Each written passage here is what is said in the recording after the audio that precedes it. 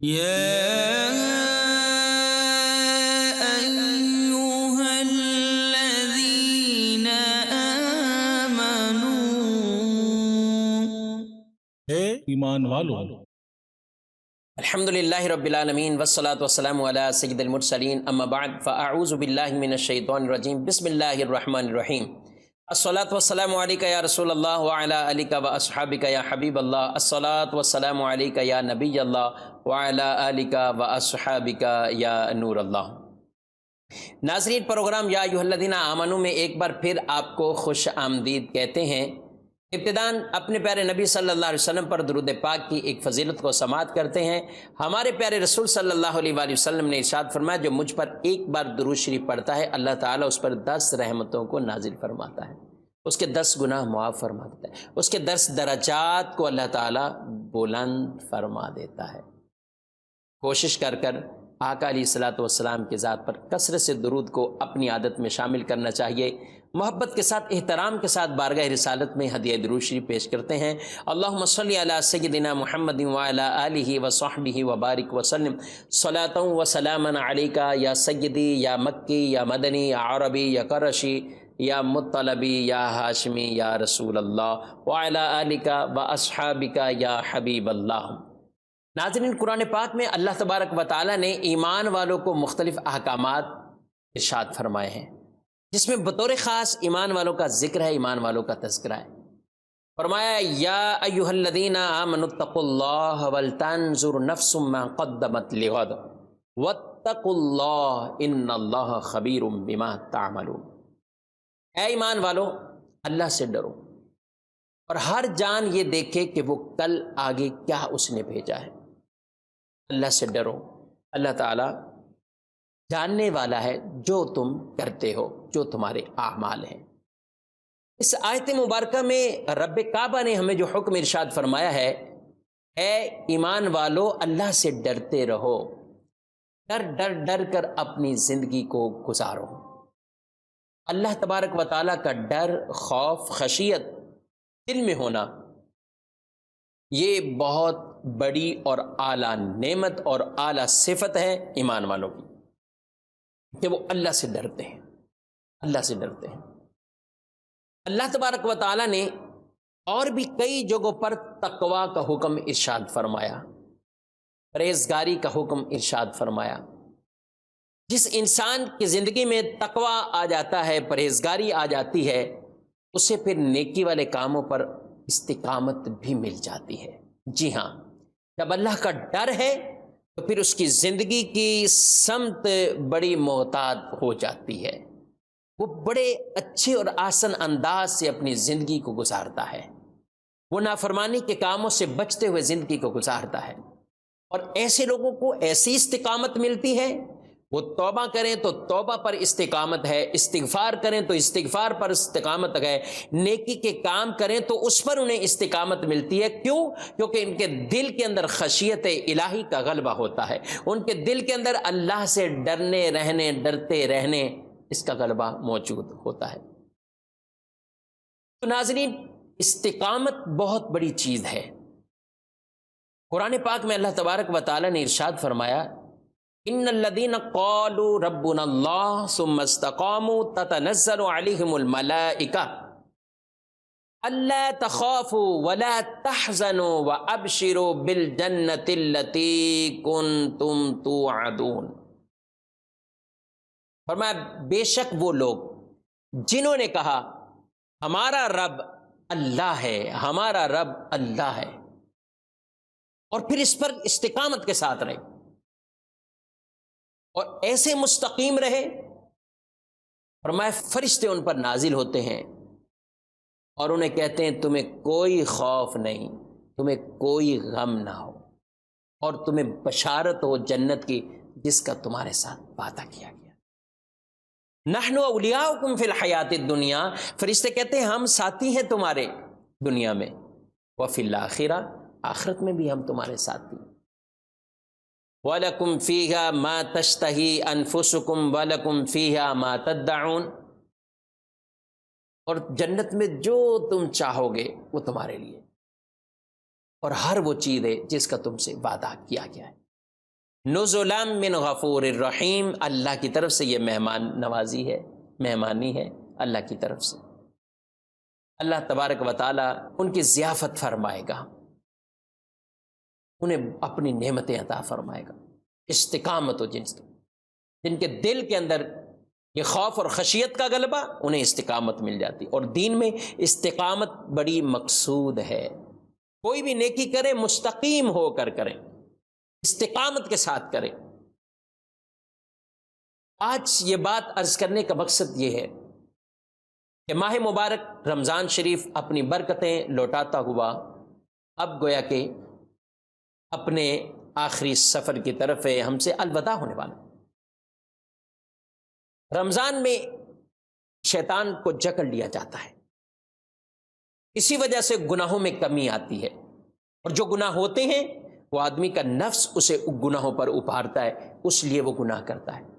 لیکن پھر بھی کتنا یہ فرق ہے اور فائدہ ہے کہ عام مہینوں کی بنسبت رمضان میں وہ گناہ نہیں ہوتے، لوگ اس کا ادب کرتے ہیں، احترام کرتے ہیں، نمازیں پڑھتے ہیں، قرآن پڑھتے ہیں، نیکی کے کام میں بڑھ چڑھ کر حصہ لیتے ہیں۔ لیکن ناظرین، جیسے ہی رمضان ہم سے جدا ہوتا ہے، مسلمانوں میں غم کی کیفیت بھی ہوتی ہے اور ہونی بھی چاہیے۔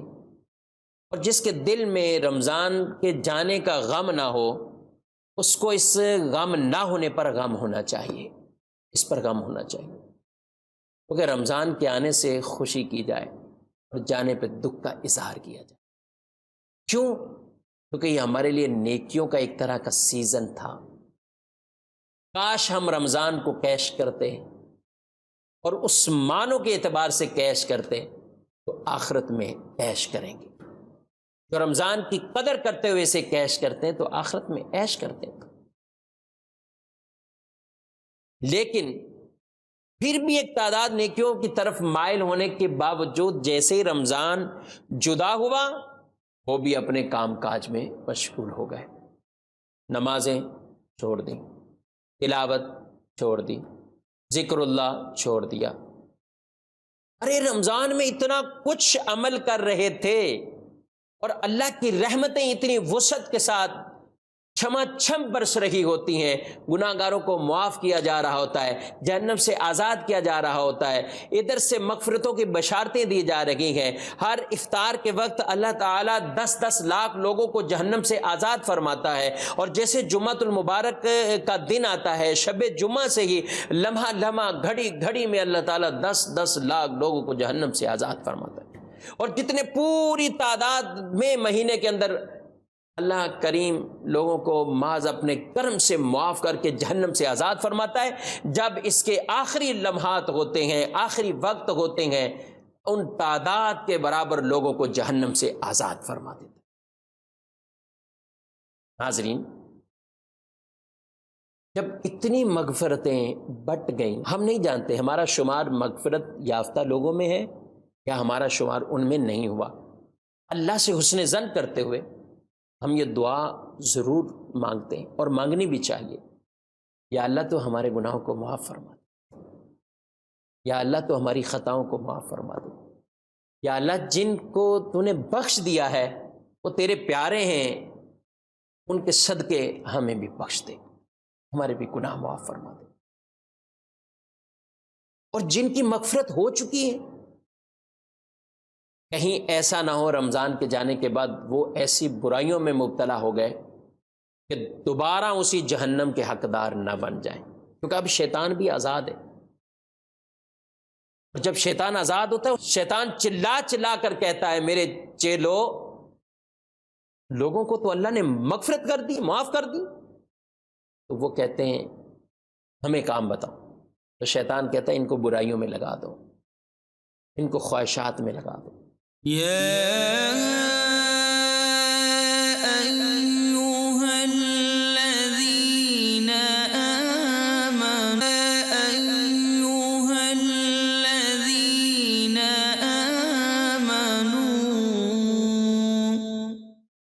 ایمان والو، کتنے مسلمان ایسے ہیں عید آتے ہی برائیوں میں مبتلا ہو جاتے ہیں۔ نماز چھوڑنا برا کام ہے، فرض کو چھوڑا. اسی طرح برے برے کاموں کو شروع کر لیتے. شراب عام ہو جاتی ہے، جگہ بجگہ ایسے ناجائز میوزیکل پروگرام شروع ہو جاتے ہیں اور لوگوں کی تعداد اس کے اندر چلی جاتی ہے. یہ اچھا عمل نہیں ہے، یہ اچھا عمل نہیں ہے. رمضان کی اتنی برکات پا کر استقامت اب نہیں رہی، پختگی نہیں رہی. فائدہ اسی کے لیے ہے کہ جو اپنی ان معاملات میں استقامت اختیار کرتا ہے، ان معاملات میں استقامت اختیار. استقامت کے وصف کو ہمیں حاصل کرنا چاہیے. اور جب ہم استقامت کے ساتھ نماز پڑھتے رہے، رمضان میں بھی پڑھ رہے تھے، ابھی بھی پڑھ رہے، تو انشاءاللہ دیکھیں اللہ ہمارے درجات کو بلند فرمائے گا، ہماری مدد فرمائے گا. اللہ ہماری مدد فرمائے گا، ہماری پریشانیوں کو دور فرمائے گا، ہمیں ذہنی اور قلبی سکون عطا فرمائے گا جب ہم رب کی اطاعت کریں، جب ہم رب کے فرما بردار بنتے ہیں. ناظرین، اس استقامت کی آیت مبارکہ میں ارشاد فرمایا گیا کہ فرشتے نازل ہو کر انہیں خوشخبریاں دیتے ہیں. کب خوشخبری دیتے ہیں؟ فرمایا کہ اس کی تفسیر میں 3 مقامات پر فرشتے خوشخبری دیں گے. جب آدمی کا انتقال ہوگا تو انتقال کے وقت آ کر اسے خوشخبری دیں گے. جب وہ قبر میں جائیں گے تو قبر کے اندر خوشخبری دیں گے. کیا؟ خوش ہو جاؤ، غم تمہیں نہیں ہے، خوف نہیں ہے، کیونکہ جنہوں نے رب کا خوف دل میں رکھ لیا سارے خوف اور نکل جائیں گے ان کے. رب کا خوف. قیامت کے دن جب اٹھیں گے پھر انہیں خوشخبری ملے گی، پھر انہیں خوشخبری ملے گی. فرمایا جنتی جب جنت میں جائیں گے طرح طرح کے انعامات ہیں ان کے لیے، یہاں تک کہ جنت میں ایک مقام پہ انہیں جمع کیا جائے گا اور اللہ تعالیٰ ارشاد فرمائے گا کہ تم مانگو، اور کیا مانگتے ہو؟ وہ کہتے ہیں یا اللہ تیری نعمتیں اتنی ہیں، بہت کچھ تو نے عطا فرما دیا. اہل جنت کو، المختصر یہ روایت کا خلاصہ عرض کر رہا ہوں، اہل جنت کو جو سب سے پھر بڑی نعمت اللہ عطا فرمائے گا وہ اپنا دیدار کرائے گا. ہم رب کا دیدار کریں گے انشاءاللہ ضرور. نبی پاک صلی اللہ علیہ وسلم کے صدقے ان کی رحمت سے جنت میں جائیں گے. رب کا دیدار ہوگا، رب کا دیدار، رب کا دیدار کر رہے ہوں گے. اور رب کے دیدار جب کریں گے اہل جنت، ان کے چہرے اور کھل جائیں گے، ان کے چہرے روشن ہو جائیں گے. اور جنت میں وَلَكُمْ فِيهَا مَا تَشْتَهِي أَنفُسُكُمْ وَلَكُمْ فِيهَا مَا تَدَّعُونَ، جو وعدہ ہے وہ تو ملے گا، جو خواہش ہوگی وہ بھی ملے گا. دنیا کے کھانوں میں ہم چند لقمے لیں تو اب وہ کھانا جتنا زیادہ ہم کھاتے جاتے ہیں اس کی لذت کم ہوتی جاتی ہے، لیکن جنت کے کھانے کی ہر لقمے کی لذت بڑھتی جائے گی. پانی پئیں، مشروب پئیں گے تو ہر گھونٹ میں لذت بڑھتی جائے گی. اور جتنی خواہش ہوگی جس چیز کی ہوگی اللہ اسے وہ عطا فرمائے گا. یہ جنت کے انعامات ہیں، یہ جنت کی نعمتیں ہیں. ناظرین، غور کرنے والی بات یہ ہے کہ میں اور آپ اپنی مغفرت کروانے میں کامیاب ہوئے یا نہیں. یقینی صورت میں پتہ نہیں چل سکتا، لیکن اتنا ضرور پتہ چل سکتا ہے کہ میں نے اور آپ نے رمضان المبارک کو اس کے تقاضوں کے مطابق گزارا یا نہیں گزارا. یہ تو پتہ چل سکتا ان تقاضوں کے مطابق ہم نے رمضان کو گزارا یا نہیں گزارا. اللہ نے روزے فرض کیے، ہم نے رکھے، پھر جس طرح روزے رکھنے کا حکم تھا ویسے رکھے. روزہ رکھا، کھانے پینے سے ہم رکے رہے، حق زوجیت کے معاملات سے رکے رہے، لیکن ساتھ ساتھ جھوٹ سے رکے، گالی دینے سے رکے، بری بات کہنے سے رکے. اگر یہ اعمال نہیں کیے تو پھر ہم روزے کی روحانیت پانے میں کامیاب نہ ہوئے، روزے کی روحانیت ہمیں نہیں ملی. تو ہر آدمی اپنا محاسبہ کر سکتا ہے، ہر آدمی اپنا محاسبہ کر سکتا ہے کہ اس نے کیا کھویا اور کیا اس نے پایا. اور ہم یہ بھی نہیں جانتے کہ ہماری مغفرت ہوئی یا نہیں ہوئی، لیکن اللہ سے حسن ظن رکھتے ہوئے کہ اللہ ہمیں ضرور معاف فرمائے گا، ہماری مغفرت فرمائے گا. لیکن یاد رکھیں ناظرین، اگر مغفرت کروانے میں کوئی شخص کامیاب نہ ہوا، یعنی اس نے ایسے الٹے کام کیے جو رمضان کے تقاضوں کے خلاف ہیں، تو یہ بہت بڑی بدبختی ہے، بہت بڑی بدبختی ہے، بہت بڑی بدبختی۔ آپ صلی اللہ علیہ وسلم منبر پہ تشریف فرما ہونے لگے تو پہلی سیڑھی پر پاؤں رکھا اور آمین کہا، دوسری پہ رکھا آمین کہا، تیسری پہ رکھا آمین کہا۔ اصحاب رسول بعد میں پوچھنے لگے یا رسول اللہ صلی اللہ علیہ وآلہ وسلم، آپ سیڑھیوں پر چڑھتے گئے آمین کہتے گئے، وجہ؟ ارشاد فرمایا پہلی سیڑھی پہ پاؤں رکھا، جبریل امین نے کہا یا رسول اللہ، بد نصیب ہے وہ شخص جس کے سامنے آپ کا ذکر ہو، وہ آپ پر درود نہ پڑے۔ میں نے کہا آمین، ایسا ہی۔ اگلی سیڑھی پر رکھا تو کہا گیا کہ بد نصیب ہے وہ شخص جو رمضان پائے اور مغفرت نہ کروا لے، تو میں نے کہا آمین، ایسا ہی ہے، وہ شقی ہے، وہ بدبخت ہے۔ اپنی مغفرت کیسے کروانی ہے؟ دین اسلام کے تقاضوں پر عمل کرتے ہوئے۔ اگر ان شرائط کو پورا نہیں کیا تو آج بھی توبہ ہو سکتی ہے، معافی مانگی جا سکتی ہے۔ یا اللہ مجھے معاف فرما دے، یا اللہ مجھے معاف۔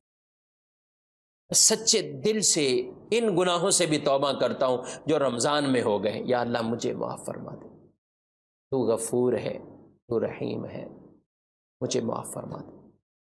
اور نیت کر لے کہ میں آج سے ہی نیکیوں کی طرف آ جاؤں گا، آج سے ہی نمازوں کی طرف آ جاؤں گا، اللہ اسے معاف فرما دیتا ہے۔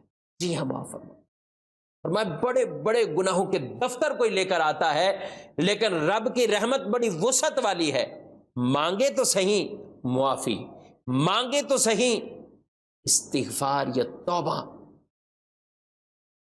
وہ تو رب خود ہر رات کے اندر فرما رہا ہے حل من مستغفر، حل من مستغفر، ہے کوئی استغفار کرنے والا؟ ہے کوئی استغفار کرنے والا؟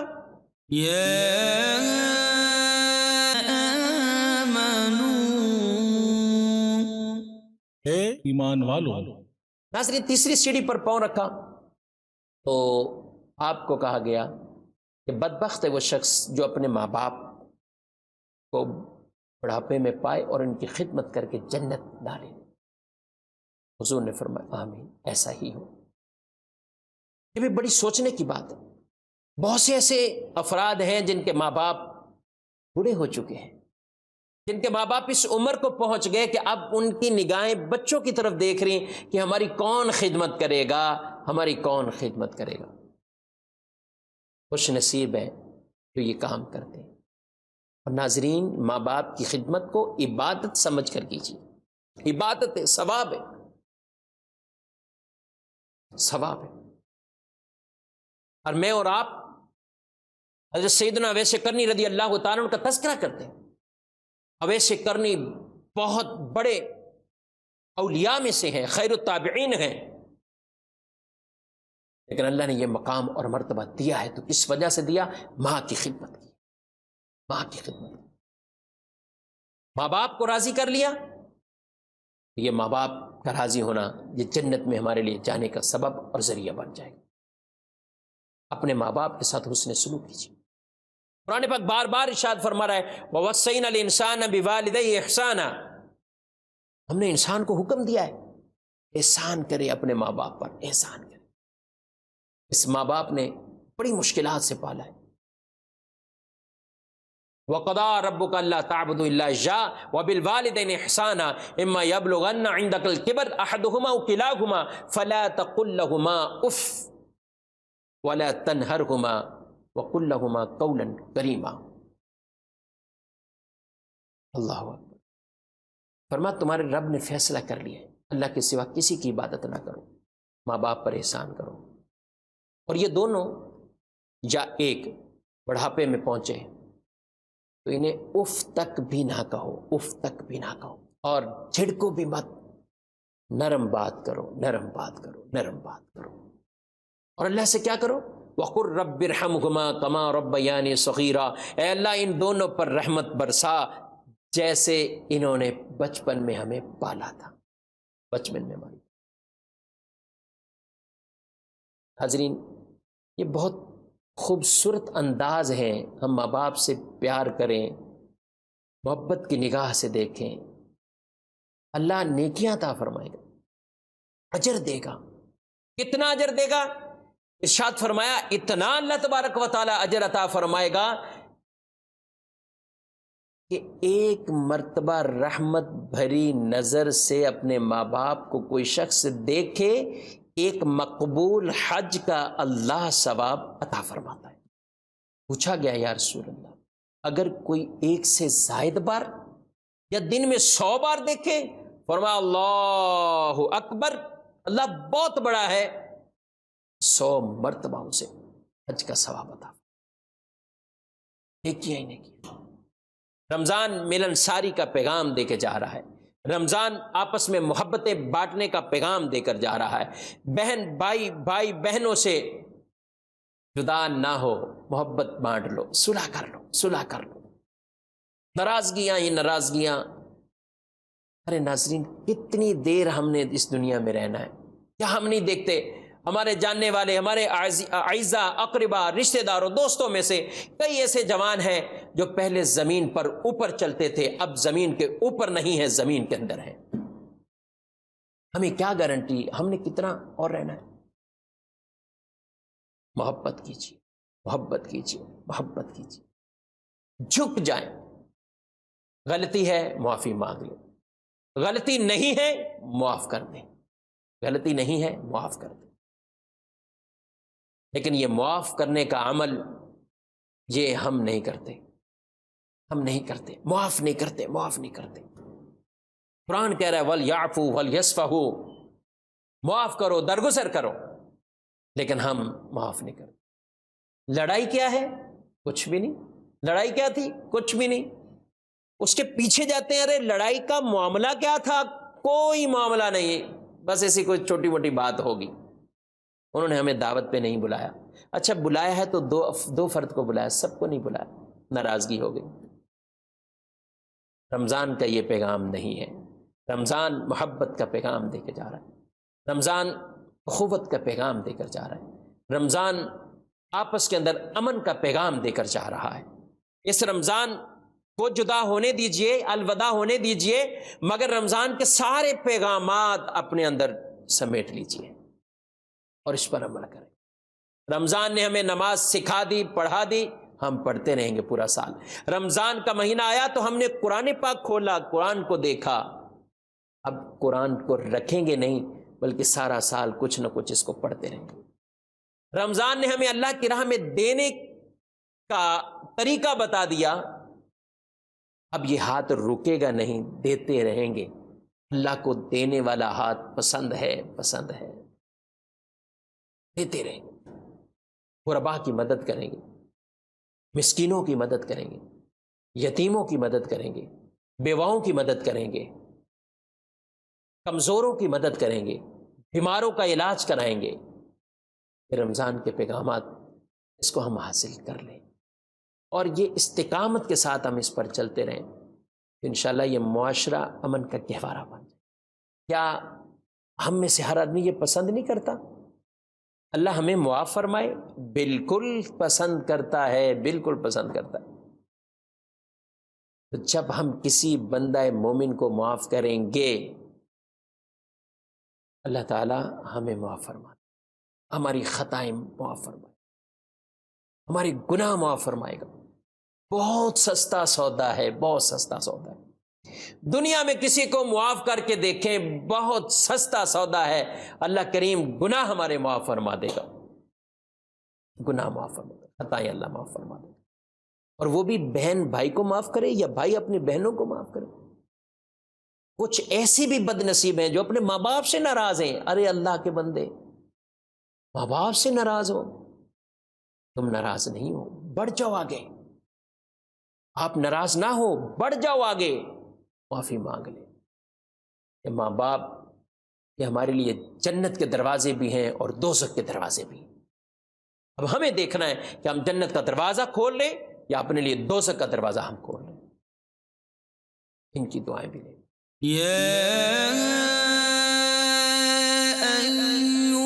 الذين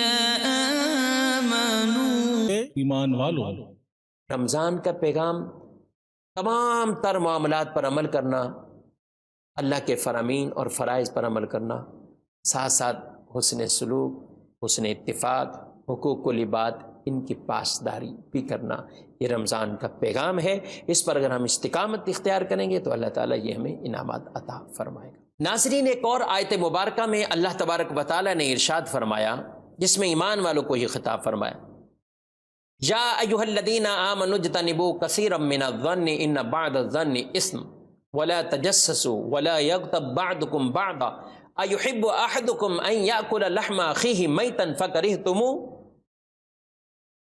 اے ایمان والو، بہت سے گمانوں سے بچو کہ بعض گمان برے ہوتے ہیں، بعض گمان برے۔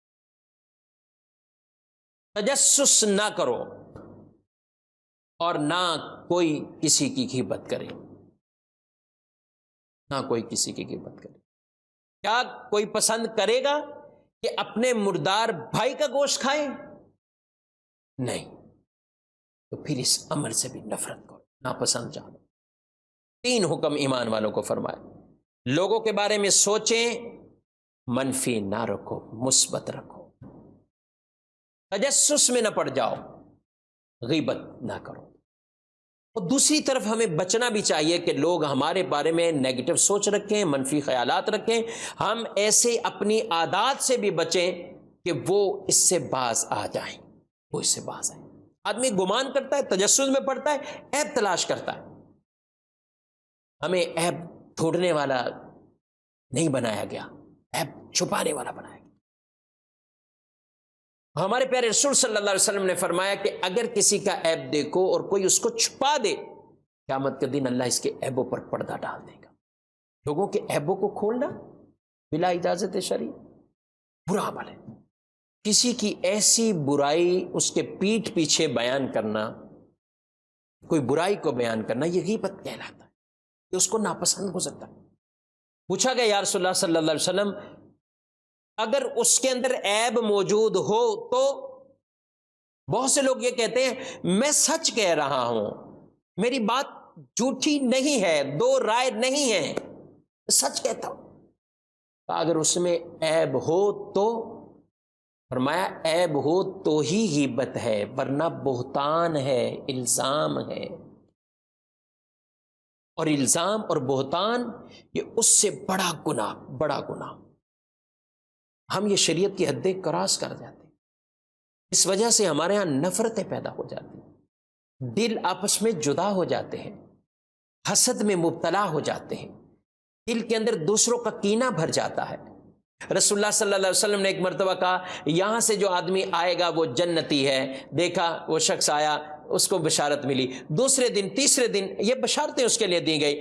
تو حضرت عبداللہ بن عمر رضی اللہ تعالیٰ نے اس کے ساتھ رات گزارنے کی اس سے عرض کیا، بالکل وہ ان کے ساتھ رہے، 1 دن رہے، 2 دن، 3 دن، تیسرے دن آپ جاتے ہیں اور اس سے کہتے ہیں کہ اے اللہ کے بندے، میں نے تمہارے اندر کوئی ایسا عمل نہیں دیکھا کہ تم رات کو کون سی عبادت کرتے ہو، میرے ساتھ سو جاتے ہو، صبح میرے ساتھ اٹھتے ہو، رات کی نماز عشاء کی پڑھی، صبح فجر کی نماز پڑھی، لیکن اللہ کے رسول صلی اللہ علیہ وآلہ وسلم نے تمہیں جنتی جنتی جنتی کہا۔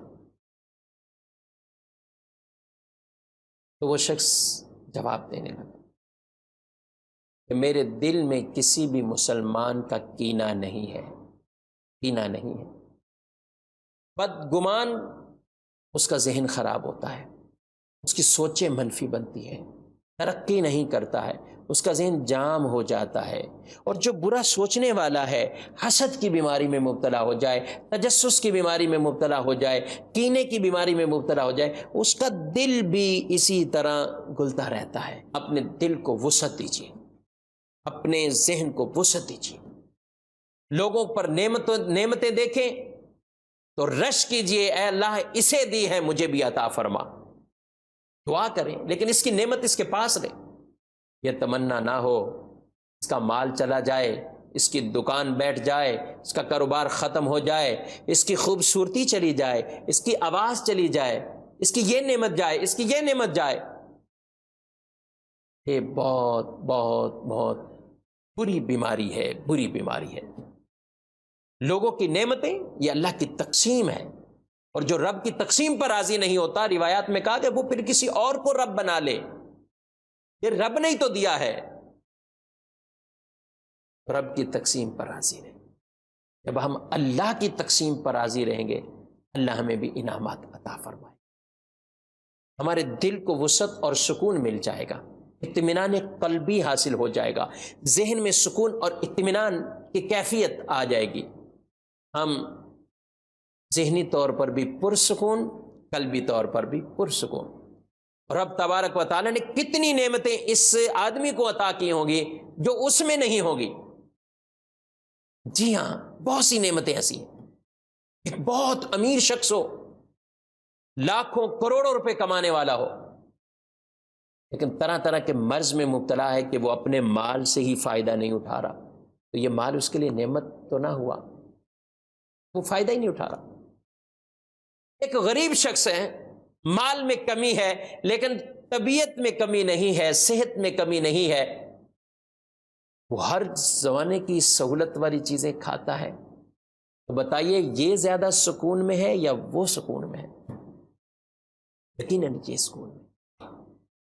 اللہ کریم رب العزت ہمیں ان باتوں پر عمل کی توفیق عطا فرمائے، پیار محبت کا یہ پیغام سب تک پہنچانے کی اللہ کریم ہمیں توفیق عطا فرمائے، آمین بجاہ نبی کریم صلی اللہ علیہ وسلم۔ يا